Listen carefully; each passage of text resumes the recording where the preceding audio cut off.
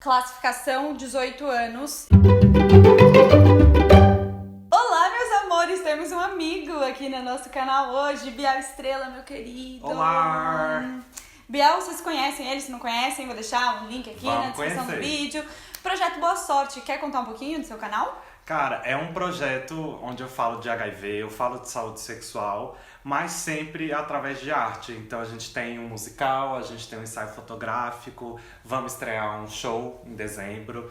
Babado. Então, entender esse papel da arte aí pra comunicar essas informações que são importantes pra gente. Né? Muito importante, e temos absolutamente tudo em comum, né?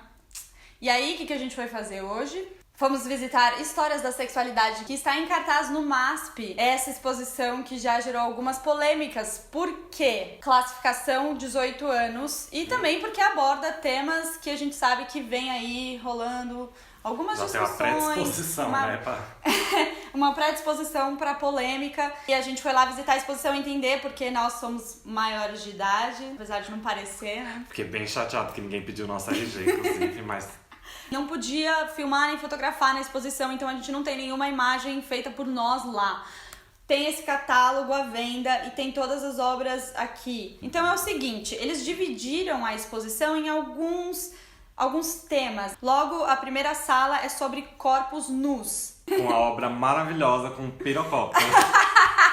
Voldemort fazendo pirocóptero. Voldemort. Primeira coisa que você olhou na exposição foi: gente, é aqui que eu me encontrei. Se questiona um pouco sobre os nus femininos, muitos nus pintados por homens. Tem escrito no texto assim: aquele que representa exerce poder sobre aquele que é representado. Então, falando muito sobre os retratos dos nus femininos pintados por artistas homens ao longo de praticamente toda a história da arte. Apesar de que acho que já dá pra mandar essa ressalva, a gente conversou, né, com a Marina lá da exposição, e ela contou pra gente que a divisão tá em 50-50, né? Metade dos artistas lá são homens e metade são mulheres. Tinha Egon Schiele, Balthus, essa Angélica acorrentada. É bem chocante. Ela é alva, assim, brilha o corpo. Um fundo muito escuro, né? Muito tenebroso. A criatura aí embaixo, que Jesus amado. Não quero descobrir o que é, né? Não tem um pelo essa moça, ela não tem um pelo no corpo. A gente amou essa Miriam Kahn. Eu não sei se aqui vai dar pra perceber, mas é porque lá na exposição é um quadro que tá fora de moldura. Ele não tem aquela distância da parede, né? Então dá uma certa angústia você ver todos aqueles quadros e isso que de repente parece que é um pedaço da parede, né? Sim. É como se fosse uma falha na Matrix, sei lá, é muito... E também a figura dela é uma figura, é um corpo meio sombrio, fantasmagórico, né? Assim, um pouco translúcido. Tem esse quadro maravilhoso do Francis Bacon, que é um estudo. Uma coisa que eu achei incrível que eles falam lá, né? Que o corpo nu, como representação, ele sempre é uma narrativa, né? Ele não é simplesmente o corpo, a imagem do corpo, mas sim uma história que conta-se sobre esse corpo. O que poderia ser óbvio, tratando-se de arte, mas não é, porque trata-se de corpo. A gente sempre pensa que o corpo é biológico, né? Que é algo dado a priori, que corpo é tudo igual, e não é. Né? E aí, quando você escolhe que corpo representar, você está escolhendo, na verdade, uma narrativa do que se entende da performatividade desses corpos, né? De como eles se apresentam, do que é bonito, do que não é, do que é saudável ou não, né? Do que tá relacionado ao desejo, à sexualidade ou não. Sim, porque logo em seguida, ó, já vou entrar na pauta que eu vi que você estava abrindo aí, né? A sala seguinte era uma sala sobre voyeurismo. E ela falava que espiar era uma forma de transformar as pessoas em objetos de desejo de representação. Mas a gente ficou questionando também até que ponto não era uma forma de transformar a pessoa em objeto de consumo, né? De como que pintar e representar também é consumir. Ainda mais se a gente pensa em mercado de arte, né? Voyeurismo é sempre um assunto meio complexo, né? Porque lá tinha, por exemplo, um vídeo era um cara trocando de roupa. Um surfista se trocando depois do mar, assim, e aí a pessoa filmando de longe, espiando o que ele tava fazendo. E aí onde fica esse limite, né? Porque o cara tava numa região pública, mas eu tenho o direito de publicar o que ele faz, mesmo ele tendo feito num lugar público. Até quando o meu prazer de observar o outro não é uma violência contra ele. Eu acho que essa é a importância da exposição, traz todos esses questionamentos, se você consegue ir além da tela. Então aqui nessa parte do voyeurismo tem isso, muitos banhos, né? Tem o banho da Diana e outras situações de banhos com mulheres. Tem a Laír Gomes. Foi a primeira que a gente falou assim, será que aqui tem sexo explícito e isso justifica ter 18 anos? E tinha essa série de fotografias que parece que são 2 homens se pegando no banheiro, e aí na última fotografia, se você prestar bastante atenção, porque às vezes não é imediato assim que você percebe. Não, eu não entendi, ó, que eu pratico, mas eu olhei e não consegui entender o que estava acontecendo. Tem ali, os dois eles estão transando. Menores de 18 anos não podem entrar em contato com isso, apesar de não ser totalmente explícito. Não tem um movimento, porque é uma fotografia, é estático, você não consegue ver. Você não vê o genital, que é o que definiria o sexo explícito. E eu tava explicando pra vir na classificação indicativa, tem o que a gente chama de atenuantes, que são questões que atenuam uma tendência. Quando a gente fala de composição de cena, isso pode atenuar, né? Então aqui no caso a gente tem uma imagem que é recortada, que é meio fora de foco, não tá muito bem definida, né? E isso tudo poderia atenuar essa tendência que, se não fosse sexo explícito, porque eu não vejo genitália, seria uma relação sexual, talvez 16, 14 anos, e ainda assim atenuado, sabe? Então, é meio assim, acho que não. A próxima sala era sobre religiosidades. A relação do sexo com religiosidade de diversas maneiras, seja pela culpa, um pecado, né? Tinha até um quadro que era tinha o paraíso e o inferno, assim, numa hierarquia bem nítida.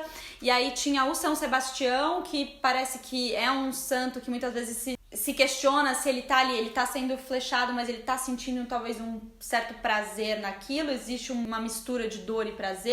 Tinha uma obra do Leonilson que evocava o São Sebastião também. As meninas ajoelhadas na chama dos infernos lá, aquilo foi incrível.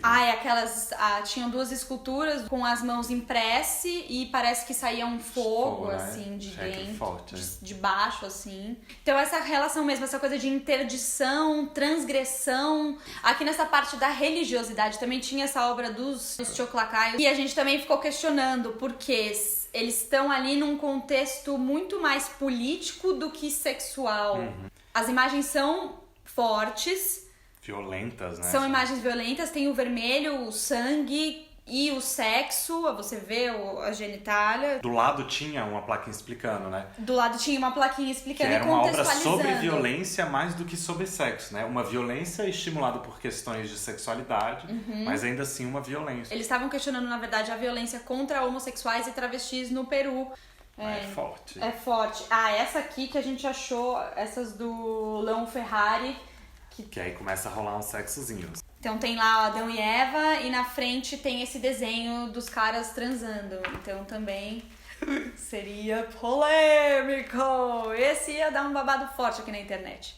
Aí a gente ia do voyeurismo para religiosidade para mercados sexuais. Então, assim, nesse lado da exposição, nessas 3 primeiras segmentos que a gente passou, ele tem uma abordagem bastante social da sexualidade. Então aí chega aí no mercado sexual, então trata da prostituição, que é outro que a gente parou e falou assim, se alguém chega aqui, fotografa, posta na internet, vai dar um babado pesado, vão vir fechar o MASP. E que era doideira, né? A gente ficou indignado. Como é que as pessoas se indignam mais com uma obra de arte do que com a realidade? Como que se eu tivesse mais indignado por você ter me mostrado aquilo, né? De eu saber que aquilo existe e não poder mais fechar os olhos. Você tira de mim a escolha de ser ignorante. Tinha essa artista que fala sobre a prostituição. I will take almost any work. E ela tá ali na frente de uma noiva, né? Maravilhosa. É uma loja, né? Uma loja de vestido de noiva. E aí isso é muito sério, assim. Tinha escrito lá no texto que a prostituição, ela não é ilegal. Ao mesmo tempo, ela não é reconhecida como uma profissão. Então, quanto isso também não deixa as pessoas, não marginaliza. Completamente. Tipo, você quer fazer, mas você vai fazer em condições péssimas, você vai fazer super sujeita à violência. É foda. Tinha essa série com prostitutas e travestis nos anos 80, detidas, levadas pra prisão. E hoje também. E a gente sabe que... Cara, semana passada eu recebi uma mensagem exatamente disso, de denúncia de policiais militares que iam pro Aroche falar que estavam atrás de droga e pegavam as travestis e a prostituta e prendiam. Aí a próxima sala era uma sala sobre Como é que era o nome mesmo? Jogos sexuais, né? Jogos sexuais. Então a próxima sala eram jogos sexuais, aí já falava mais do sexo. Na verdade, era a única sala sobre sexo mesmo. Sexo tipo enquanto sexo. atividade. Enquanto prática sexual. Então tinha lá aquelas gravuras japonesas, tinha a tela da Adriana Varejão, que foi babado no Queer Museu. Tinha uma orgia bem borocochô. Tinha essa orgia meio caída. Tinha uma outra um pouquinho mais animada, que já tinha a galera cantando, a galera transando, a galera lendo, o cara que levou... mormon no cantinho. Tinha essa tela linda, os diabinhos transando, assim, e uma mão enorme, como se fosse... O que você falou? Que o orgasmo... Como se o orgasmo viesse de Deus, né? Como se o Porque ele toca os humanos que estão ali na relação. E esse feixe de energia, né? Como se fosse um furacão de energia, quase uma outra dimensão que eles acessam. Chris Harry, todo mundo super constrangido na primeira sessão pra tirar a roupa. Aí quando foi na quarta, a gente já tava se abraçando, fazendo pirocóptero assim na coxinha, todo maravilhoso. E eu acho que a importância disso tem a ver com isso, sabe? Da gente desmistificar a nudez. Essa foi a única sala que realmente me fez entender uma justificativa para classificação indicativa de 18 anos.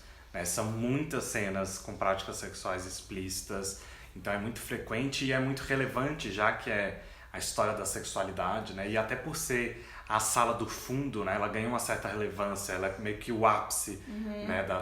Você vai ali pela questão social e de repente, vrum, um monte de sexo. E aí as salas seguintes, na verdade, é quase um outro capítulo. O que é discutível é que a classificação indicativa no Brasil para 18 anos ela é proibitiva. E aí sim a gente questiona, tá? Até que ponto eu posso proibir pessoas de acessar a arte? Mesmo sendo menores de idade, né, mesmo acompanhados com os pais, até que ponto o Estado tem o direito de impedir os pais de que seus filhos acessem o conteúdo. É 18 anos pro museu se proteger, pra não dar merda nessa época escrota que a gente tá vivendo. Pode falar palavrão no seu canal? Pode, tudo bem. Não sei como não falar dessas coisas sem falar palavrão. É difícil, a gente tem que ficar controlando, o palavrão fica aqui, né? Qualquer imagem que fizessem de uma criança perto de qualquer obra ali naquela sala ou em algumas outras obras da exposição, cai na rede, podia ser usada de uma maneira oportunista para levantar questões e polêmicas que nada a ver com a exposição, que não eram pertinentes para o que se estava tentando levantar ou discutir a partir da exposição. Vamos continuar então, que acho que a gente ganha mais. Aí passando dos jogos sexuais, a gente tinha outras 3 salas que eram mais semióticas, assim. Sim, começa uma coisa mais de linguística. Linguística, Começava com a performatividade de gênero, tinha o Flávio de Carvalho, tinha umas fotos muito lindas, essa pintura da Roberta Close. Várias rolinhas. Várias rolinhas. Reparem que o sofá é feito de rolas dentro de ânus. Dá pra ver assim, ó, as microvilosidades do ânus. Isso é incrível, Essa era... Não tava nessa ordem. Não tava nessa ordem. Isso aqui tava no meio. Tinha esse vídeo das mulheres trans discutindo violência e a violência dentro do próprio grupo, né? Elas estavam falando sobre isso. A próxima sala era sobre linguagens, então tinham obras que usavam muito elementos gráficos, muitas letras. Tinha esses mapas da buceta e do pau, não? Era isso que era? Eu suponho que seja tipo a palavra mais usada pra designar essas genitálias em cada país da América Latina. O feminino masculino, como eu queria fazer uma estampa daquilo pra ter uma brusinha, gente, imagina. Vai ficar mara essa brusinha, ia vender horrores. Tinha também os estereótipos. Mostra o Jô aqui que tá usando a meia igual a minha, gente. Tinha os estereótipos. A gente analisando, de repente eu tava vestido igual o boy. A última sala era totemismo. Na verdade não era a última sala, tinha uma outra no subsolo. Mas o totemismo são os totens, né? São os elementos icônicos, símbolos. De fertilidade, sexualidade. Ai, essa eu amei! Eu amei essa obra. Pussy Painting, era pintura de buceta. E era muito bonito isso. Sim, do Ernesto Neto também. Você demora pra saber que aquilo é uma boca. Eu acho que você só reconhece por causa da narina. Tem Ana Mendieta. Vista simultânea de 2 momentos de um mesmo torso. Isso é incrível, né? Você falar do torso e incluir o pênis. Tinha uma última sala lá no subsolo. Políticas do corpo e ativismos. Pronto, grãozinhos que chegaram até aqui. graças a Deus, aos meus inscritos. Tinha uma parede só sobre AIDS. Eram poucas obras, mas era emocionante, assim. Tinha a camiseta clássica, né? Do Silêncio é igual à morte. Fiquei... Arrepiei muito, muito. E que besteira, né? É só uma blusa. Tipo, é só uma estampa, qualquer um faz, mas não é. Tinha a Vali Export também, sobre o aborto. O vídeo era bem poderoso, era um vídeo que você não... É o que a gente falou, hoje em dia fazer esse vídeo é muito corajoso mesmo. Era um yoga na porta da igreja. O que tem de corajoso nisso? Hoje tem tudo. Que bizarro. Que bizarro. É só um yoguinha, gente. Só um yoguinha. Tinha uma obra que é a nossa cara, que redes sociais, e aí a gente... Fantástico. Que era fantástico. Tinha a moça com... Ela tava com uma calça branca segurando a perna e um sangue, né? E aí, o lado, os comentários... E vai rolando, assim, ó, comentário atrás de comentário. Incrível. É assim, os comentários são horríveis. Incrível, terrível, Incrível, né? terrível. Os comentários, assim... Eu tô quase fazendo uma releitura dessa obra com os meus comentários dos últimos vídeos, assim. Eu tô podendo, viu? Tô artista. E aí era isso, a exposição. A gente tava falando que a gente sentiu falta do cu. É o que todo mundo tem, gente. Todo mundo tem. Até a centopeia humana tinha um cu. Enfim, questionamentos que a arte faz por você, não é? Se não tiver Mas arte... não responde por você, amor. Não responde por você. Vá lá, vá sacudir. Vai plantar essa sementinha na sua cabeça, e se você tiver mais de 18 anos e puder visitar a exposição, recomendo fortemente, obras maravilhosas, muitas reflexões, muitos pensamentos. Leve uma amiga ou um amigo pra conversar com você, porque você vai ficar com a cabecinha fritando. Bom, né? É isso, o sexo não se faz sozinho, né? Tem que compartilhar essa exposição com os amigos mesmo. É boa, boa. E se você não pode ir na exposição porque você é menor de idade, daí eu espero que esse vídeo tenha ajudado alguma coisa. E vamos lá conhecer o canal do Biel, gente! Vamos lá, a gente fala de outros sexos. E às vezes fala de arte também, mas fala mais das coisas do sexo mesmo. Fala de tudo. E aí, quando você estrear sua peça, a gente vai querer assistir. Por favor. Por favor. Então tá bom, gente. Então foi um prazer estar aqui com vocês. Se inscreve nesse canal, dá like nesse vídeo e vamos conversar aqui nos comentários que eu já sei que vai ser babado. Já tô tomando o meu maracujina. Já tô... Beijo, tchau.